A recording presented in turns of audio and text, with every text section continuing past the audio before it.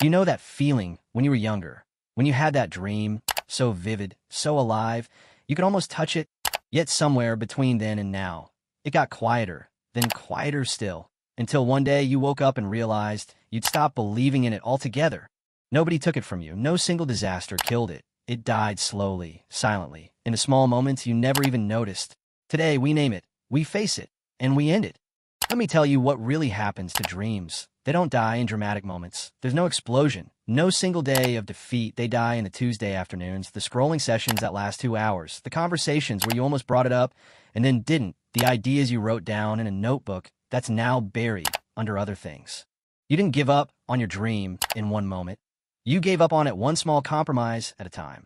And the cruelest part, each compromise felt completely reasonable.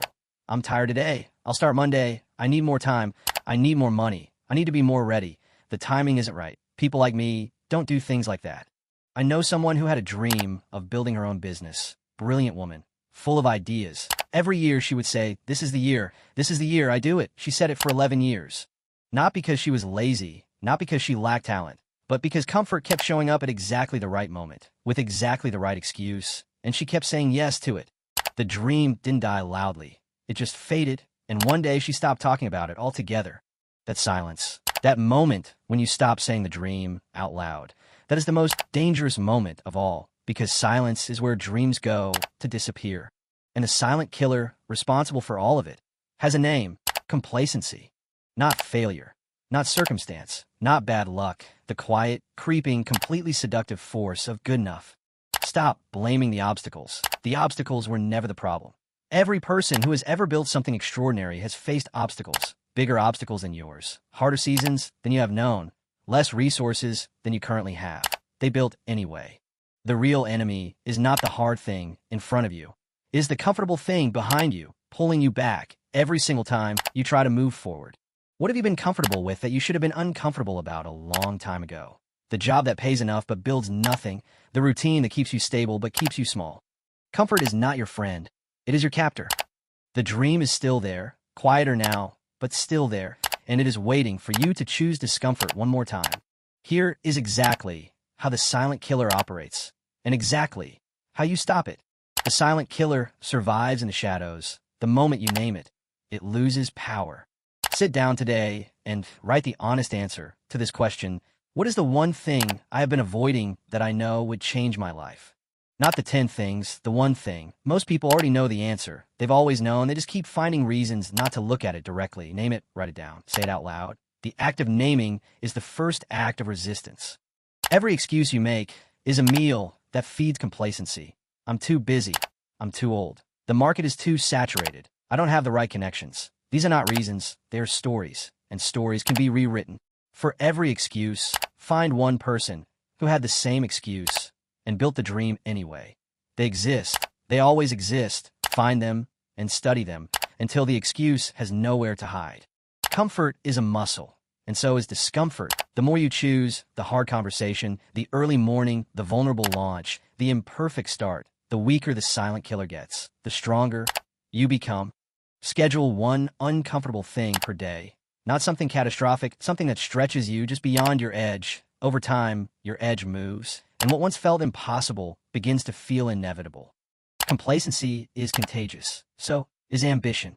Think about that for a second. The people you spend the most time with, their beliefs become your beliefs. Their ceiling becomes your ceiling. Their comfort becomes your comfort. And most of the time, you don't even notice it happening. If everyone around you is settled, settled starts to feel normal. Settled starts to feel wise. Settled starts to feel like the only option. And slowly, quietly, without a single argument or confrontation, your dream starts to shrink to fit the room you're standing in.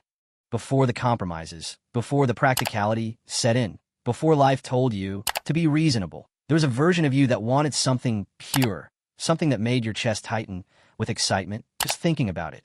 Go back and find that person. Write a letter to your younger self, the one who still believed. Ask them what they would think of the choices you've made. Let that conversation be uncomfortable. Let it move you, because that discomfort is not guilt. It is direction.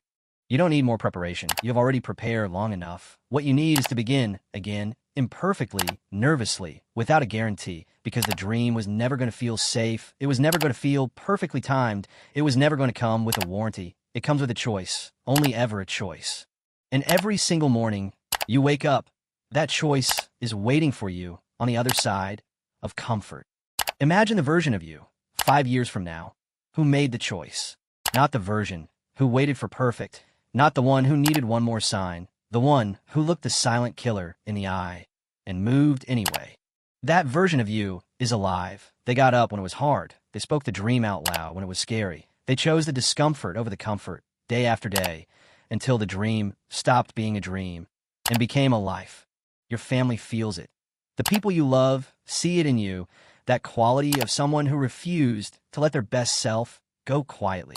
That version of you is not far. They are one decision away from you that exists right now. One conversation started, one idea launched, one morning claimed before the world gets to it.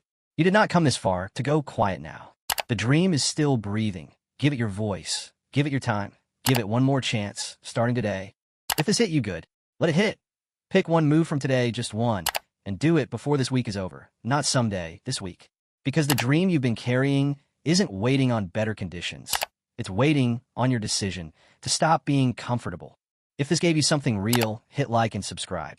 Every week we go deep on the mindset, the moves, and the truth that most people are too comfortable to say out loud. Hit the bell so you never miss what's coming next. And before you go, today we talked about what kills the dream. Next video, we talk about what resurrects it. The exact moment, the exact mindset, the exact move that brings a dead dream back to life. You're going to want to be there for that one.